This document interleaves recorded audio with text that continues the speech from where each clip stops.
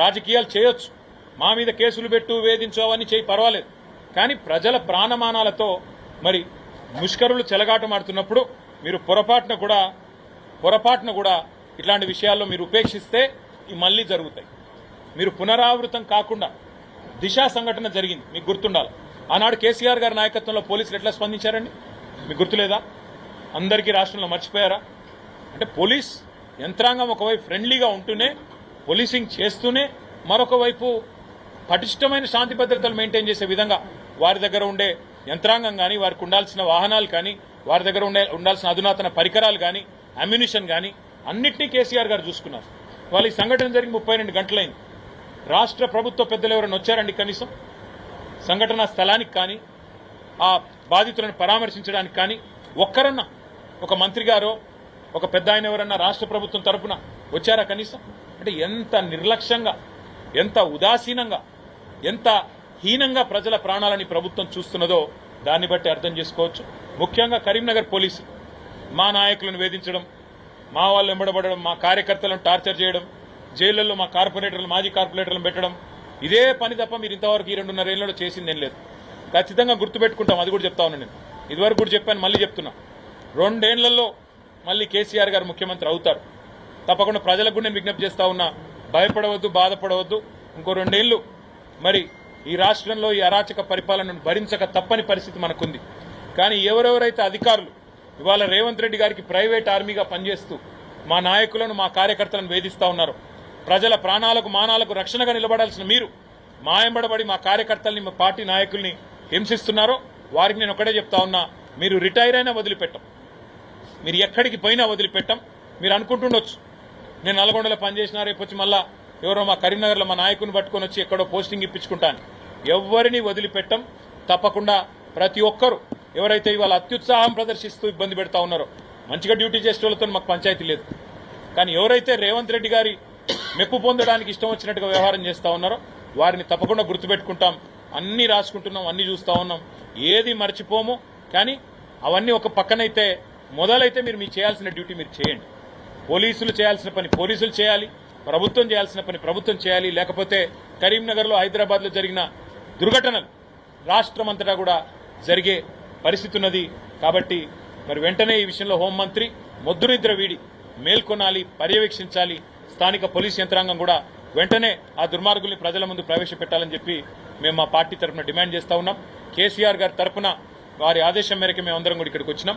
ఆ కుటుంబాలకు మా సానుభూతి తెలియజేశాం. తప్పకుండా వారికి ఏమైనా అవసరం ఉంటే తప్పకుండా మా పార్టీ తరఫున కూడా సహాయం చేస్తామని చెప్పి కూడా వారికి మాటిచ్చాం.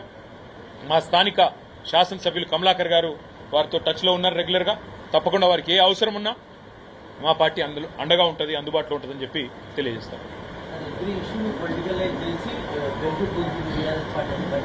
ఇప్పుడేమైనా ఎలక్షన్ ఉందా? మొన్ననే కదా బండి సంజయ్ గారు కోట్ల రూపాయలు ఇక్కడ కరీంనగర్లో కుమ్మరించి చాలా కష్టపడి కార్పొరేషన్ ఎన్నికల్లో అత్యవసర మార్కులతో గెలిచారు. ఇప్పుడు ఏం ఎలక్షన్ ఉంది మాకు? ఏముంది రాజకీయం చేయడానికి? అయినా బండి సంజయ్ గారు మాట్లాడితే అందరు నవ్వుకుంటారు. ఆయనకు శివాలు తప్ప ఆయనకేం తెలుసు? ఆయన హోంశాఖ సహాయ మంత్రి. ఆయన విమర్శిస్తే రాష్ట్ర ప్రభుత్వాన్ని విమర్శించాలి, ఇది పరిపాలన వైఫల్యం. రాష్ట్ర హోంశాఖ మంత్రిని విమర్శించాలి. ఎందుకు బండి సంజయ్ గారి నోట్లోంచి పొరపాటున కూడా రేవంత్ రెడ్డి గారి గురించి ఒక్క మాట రాదు? ఎందుకు భయం? రేవంత్ రెడ్డి గారిని అనాలంటే, రేవంత్ రెడ్డి గారికి ఏమైనా విమర్శ చేయాలంటే ఎందుకంత భయపడుతున్నారు బండి సంజయ్ గారు? ఏం కాంతి శీకుల భూముల విషయంలో కలిసి పనిచేసే వ్యవహారంలో ఏమైనా ఇబ్బంది కలుగుతుందన్నా? మాకు అన్నీ తెలుసు, టైం ప్రకారం అన్ని బయటకు వస్తాయి. ఎంత డీప్గా కనెక్షన్లు ఉన్నాయి, ఏం జరుగుతున్నాయి అన్ని బయటకు వస్తాయి. ఎవరికి సహాయంగా ఉంటున్నారు, సహాయ మంత్రి ఎవరికి సహాయంగా ఉంటున్నారు అన్ని బయటకు వస్తాయి. పాలనలో అధికారులు భాగం కాదా?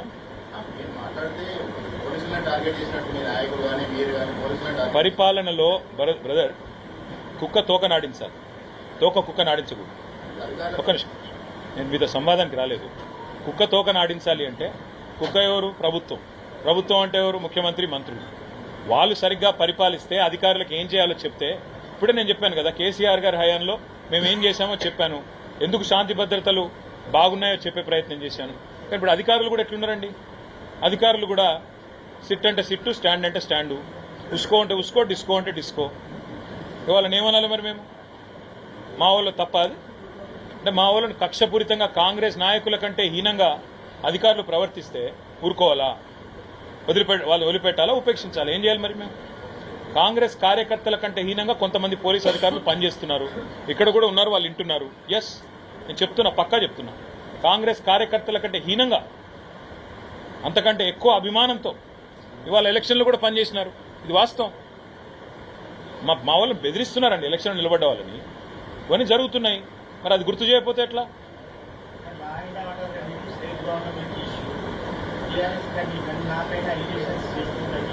ఏం అలిగేషన్ చేసినాము? ఆయన మీద ఏం అలిగేషన్ చేయలేదు. ఏమన్నామంటే అప్పుడప్పుడు సహాయ మంత్రి గారు, కేంద్ర హోంశాఖ సహాయ మంత్రి, ఆయన అప్పుడప్పుడు రాష్ట్ర ప్రభుత్వం మీద కూడా మాట్లాడాలి కదా. ఎంతసేపు మా మీద పడి ఏడ్చుడు ఎందుకని మేము అంటున్నాం. అప్పుడప్పుడన్నా రేవంత్ రెడ్డి గారిని అనంతరం కొద్దిగా ధైర్యం తెచ్చుకోవాలి కదా. హైదరాబాద్లో ఎవాక్యూఈ ప్రాపర్టీసు, కాందిశీకుల భూముల విషయంలో ఉన్న ఆసక్తి రాష్ట్రంలో శాంతి భద్రతల పరిరక్షణ గురించి ఎందుకు లేదు చెప్పమనండి. నేను అడిగింది ఏందో ఆయనకు అర్థమవుతుంది, నేను చెప్పింది ఏందో ఆయనకు అర్థమవుతుంది. మీకు అర్థమైందో కాలేదు కానీ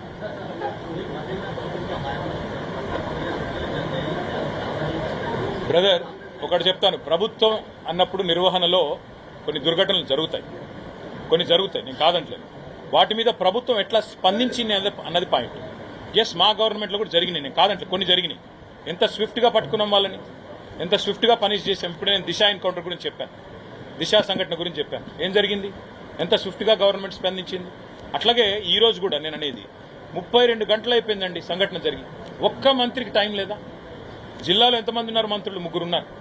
ఒక్కరికి సమయం దొరుకుతలేదు ఇక్కడికి వచ్చేందుకు. ఒక్క బాధ్యత గల వ్యక్తి ప్రభుత్వంలో వచ్చి చూడడానికి అవసరం లేదా? ఇదేనా మరి ప్రభుత్వాన్ని నడిపే పద్ధతి, ప్రజలకు ధైర్యం చెప్పే పద్ధతి? ప్రభుత్వ స్పందన కొరవడింది, ప్రభుత్వంలో చలనం కొరవడింది, ప్రభుత్వంలో మానవత్వం కొరవడ్డది, ప్రభుత్వంలో ధైర్యం చెప్పే గుణం కొరవడ్డది. అది మా బాధ. ఇప్పుడేం ఎన్నిక లేదు, ఇంకోటేమీ లేదు కదా బ్రదర్.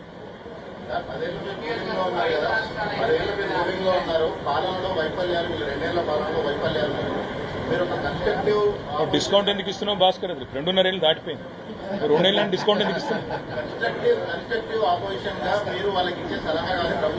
చెప్పినాం కదా బ్రదర్, కన్స్ట్రక్టివ్ గా ఏం చెప్పినాం? మేడిగడ్డలో ఒక పిల్లర్ కుంగిపోతే కన్స్ట్రక్ట్ చేయవా అని చెప్పినాం. ఆయన చేస్తలేడు, డిస్ట్రక్టివ్ మనిషి ఆయన. ఇల్లు గులగొట్టుడు తప్ప ఆయన కట్టుడు తెలియదు. గుంపు మేస్త్రి అని చెప్పుకున్నాడు, కానీ గుంపు మేస్త్రి అంటే కట్టాలి, ఈయనేమో కూలగొట్టేటోడు.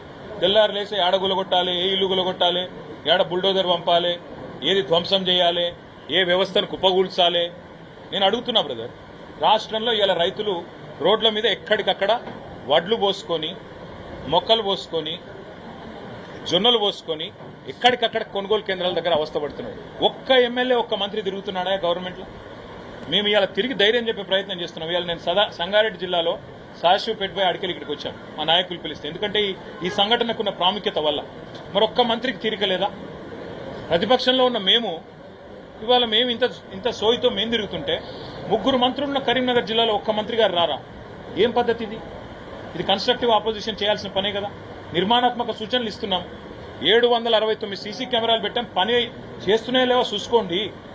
కమాండ్ కంట్రోల్ సెంటర్ పెట్టినాం, అది పనిచేస్తుందో లేదో చూడండి. ఇంటర్సెప్టర్ వాహనాలు తిరిగి ప్రవేశపెట్టండి. పోలీసు వాళ్ళని వాళ్ళ పని వాళ్ళని చేయనియండి. పోలీసు వాళ్ళు మంచోళ్ళు ఉన్నారు, కానీ వాళ్ళని మీరు పని చేయనిస్తలేరు. వాళ్ళని ఏం చెప్తున్నారు? ఇగో కమలాకర్ ఏం చేస్తుండో చూడు, కౌశిక్ రెడ్డి ఏం చేస్తుండో చూడు, జీవన్ రెడ్డి గారు ఎక్కడ ధర్నా చేస్తుండో చూడు. ఇదే పనిలో పెట్టిండ్రు వాళ్ళని. మా పొలగాన్ని ఎవరు సోషల్ మీడియా పోస్టులు పెడుతుండో చూడు, ఎవడు రీట్వీట్ కొడుతుండో చూడు. ఇదే పని పోలీసులకు. అందుకే ప్రభుత్వంలో ఎవరు చేసే పని వారు చేస్తే అన్ని వ్యవస్థలు బాగా నడుస్తాయి. Thank you.